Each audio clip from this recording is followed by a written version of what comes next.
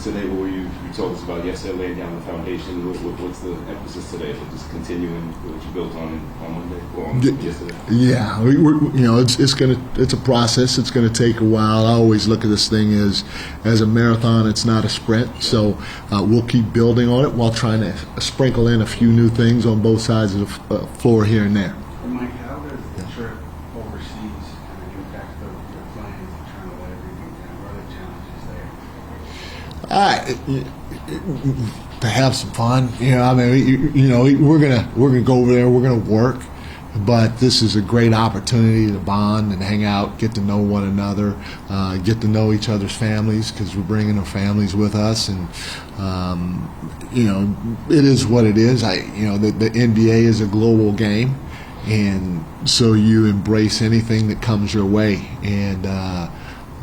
For us, I know for me personally, I've never been to that part of the world, and so I'm looking forward to it. But there are, I think, probably 10 to 12 other teams that are doing the same thing. They're going someplace, and so they got to go through those challenges. And then some people look at it as we get to start earlier than teams that aren't going, and so we may have an advantage there. So I think at the end of the day, it all washes out. Obviously, when a coach takes a new job, reach out to people would assume you reach out to the Jalen's and Cats of the world, but I assume you go down the roster, right? Do you cover the Giants or the Jets? No. Okay. No, just the Knicks. Oh, just in there. Okay. I'm from Michigan. Okay. Well, I was looking at that hat, and I was just like, I was wondering if you go cover the Jets, you just wore that hat. I'll put this in there. Oh, you would? Okay, respect. I respect that. That's bold, but I respect it. Okay, I love it. What are those conversations with like Mitch and Deuce? Say it one more time. Just when you get to a new team, getting to talk to the players that have been here already. What were those conversations like with the Miles McBrides and the Mitchell Robinsons, and just getting to kind of tell them your vision for them and getting to know them? Well, first of all, what you said last is what happens. We getting to know one another. We're going to be together for a long time, so there's no need, at least for me, to start talking basketball before I get to know them as people. And then as time goes on, we'll start talking a little bit basketball. But when we're on the floor and we're going through stuff, that's the time, especially early on, that I spend talking about the X's and O's of it. And you try to lay out what you envision for the team first, and guys will kind of find where they fit in or how they can fit in, and as we go along, I'll let them know, what's good, what's not good, what works, what doesn't work, and then eventually we'll get to a point where we define everybody's role relatively soon, and while giving them ownership in that process, and hopefully at the end of the day, they embrace it, because it's something that they had a huge part in defining. When it comes to role definition, what's that? That role definition, ideally, to happen end of the preseason and the training camp prior to the regular season at work. I know different coaches kind of approach it differently. Do you like to define stuff heading into the regular season? Ideally, it would be great to have everybody's role defined before the first game. Now, it could change, throughout the course of the season. But hopefully going into game one, we as coaches and Billy Lang can get to a point where we have everybody's role defined. Not only that we have everybody, but that they've embraced it, so that everybody knows specifically what they need to do when they're out on that basketball floor. Now, we got a lot of guys, and we're a new staff. And so if we get a little behind, maybe it might not happen until after the first or second game. I don't know. But ideally, I'd like to have all that done before game one. Mike, you look at a unique profession where you can be really good at the job that you are. Thank you. You have a lot of success at the job that you've had. You still get fired a bunch. Yeah. There's not a lot of jobs that are like that. Obviously, it's something going in. But I guess two things. How do you deal with that kind of high and low part of that profession? And what do you take from all those past experiences when you get a new job like this one? The first thing, I won't forget this. I was at I went to Scarsdale High School's opening night football game, and watched the first half, and then it was halftime, and my wife with some other wives. They got this. It's pretty cool. They got this like a tailgating area where, so if you guys want to go to a Scarsdale football game, go to a home game, it's free drinks. Free drinks. I was just excited. I love watching high school football, and I'm going to try to get to a couple other ones, but I stayed in the stands, and I didn't go grab a drink, and there was a mom in there that stayed because she had a 7th grade son, and the mom's, she recognized me. We started talking and talking about me in Sacramento and then what happened here, and she was like, oh my gosh, how do you deal with that pressure? Your job's on the line all the time. And I said, you know what, I said, I appreciate your empathy. I said, but I said, you know, that's part of the reason I get paid when I get paid. I got to deal with it, and it's public. Well, I'm getting paid by Mr. Dolan to be able to deal with it. And so I said, I appreciate you, but don't feel sorry for me, because I'm going to be okay at the end of the day either way. I said, not only that, I like what people may call pressure, because that means there's an importance, not just with you, because everything I do I feel is important, but there's an importance placed upon what you do by everybody. And everybody has expectations because they want to enjoy the moment. And so I said, I embrace that, because nobody's expectations are bigger than mine. So that's kind of how I look at it. Is I get paid to go through certain things, to deal with certain things, to make certain decisions, and my expectations are higher than probably yours, and yours.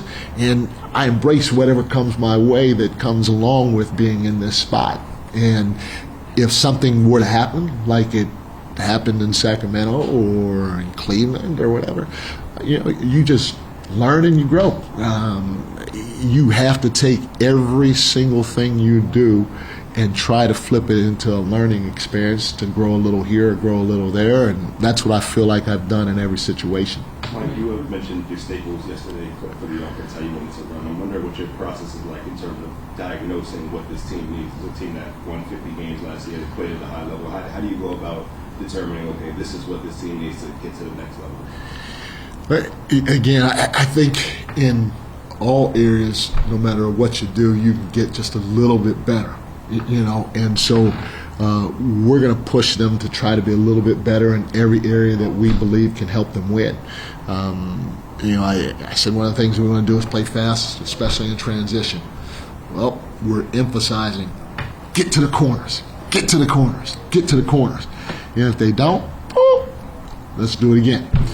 Big rim run if he's in that position, because sometimes he may trail, but rim run, and do it with speed. If he doesn't, do it again. And so just, you know, trying to implement those little things as well as some others on that end of the floor. We feel, because it's our philosophy, we feel like it's worked in the past, we feel like it can help anybody, especially when you have a group like we have here that's talented and multidimensional and all those other things. I think you've had to game plan against a guy like Mitch before. Yeah. His offensive rebound and the rim protection. What do you think of him then? And what do you see? Do you see more ways you can use him? He is a monster on the glass, and you know, that's what we thought of in the past. And you know, we tried to put a big emphasis on, if our big had to go help and take his body off of Mitch for some reason, then our weak side had to crack back, even if it meant picking up a foul at times, just because he can win a game on the offensive glass alone. And that to me hadn't changed.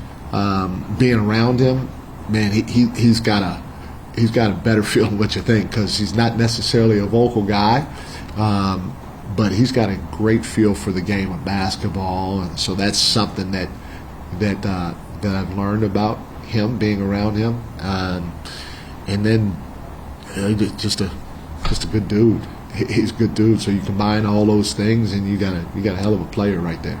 At his size and athleticism, you know, the last thing I would say is offensively, again, especially in the pick and roll or DHO, we had to help in those situations, but because you got a guy like Jalen coming off, you got a guy like Mikhail or OG coming off, but we had to make sure our weak side was pulled in, because all you got to, I mean, I can probably throw 3 alley-oops a game to Mitch. You just close your eyes and throw it up there.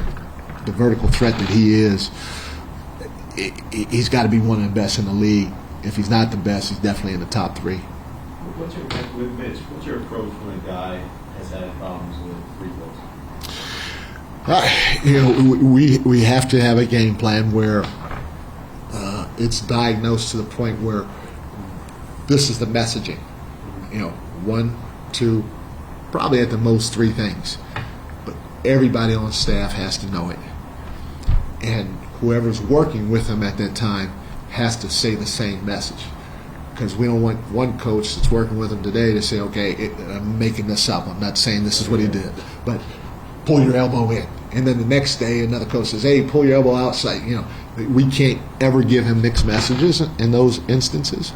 You got to give him confidence. And we got to find the right guy to make sure that he's working with him in that area while he gets his repetition and puts the work in. You mentioned expectations, and I think everybody in the building knows kind of what those are, right? The end goal. But leading into that, there's a process, and I think people think that everything is linear. Like you're supposed to improve in the regular season, record-wise, then you get there, That you can get better as a team for the postseason, even if you take a step back in the regular season, right? This team played its starters.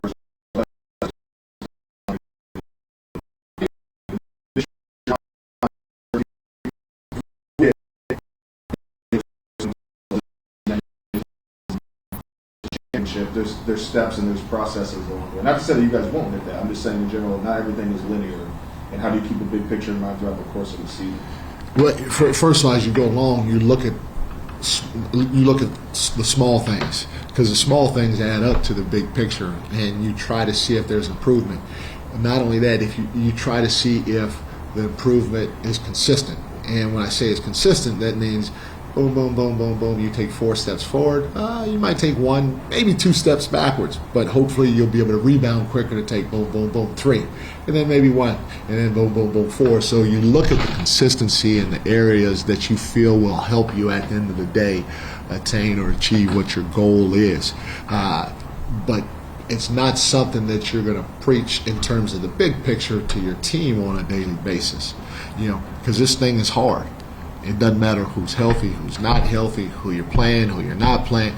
It is hard. I've been there 6 times.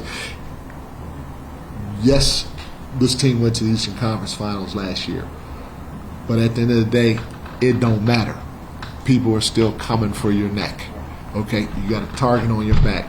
So now you got to start all over, and you got to work even harder because of the quote-unquote perceived success that you had last year. I mean, repeating what you're doing, especially if you won a championship, let alone playing the Eastern Conference Finals, it ain't going to come easy. And if you think it is, you got no shot. So again, trying to celebrate the little things along the way so that your guys understand it's a process will put you in position to attain whatever you're looking for at the end of the day. Mike, I got a lot of Last one, guys. Got a lot of Knicks fans asking me if I've seen you turn on the Jets yet. I know you got a lot of players sprinting yesterday. Are you out there running up and down the court with them, or not so much? Nah, I ain't doing that. Nah. And if you're gonna say it right, you just say it right. What I didn't turn on what? The Jets. That's not. Is that what it was? Well, you had some other words in between. What did I say? Right? You gonna quote me? I need to quote you. You gotta quote me right. I mean, you did say turn on the one with the Jets. Okay. Now we keep it real in here now. Okay,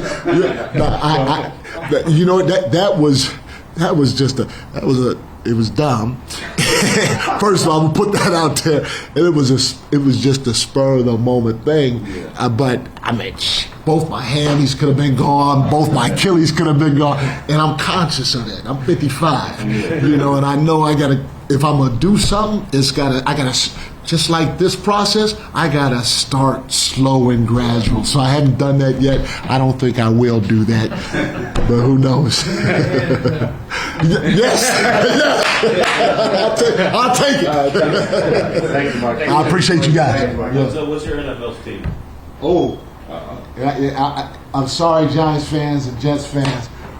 but it's the 49ers. Now I got a good I got a good reason. Oh, before you boo me, my son's an assistant coach for the 49ers. So that, I'm in lockstep with those dudes. Let's go Niners! Appreciate that.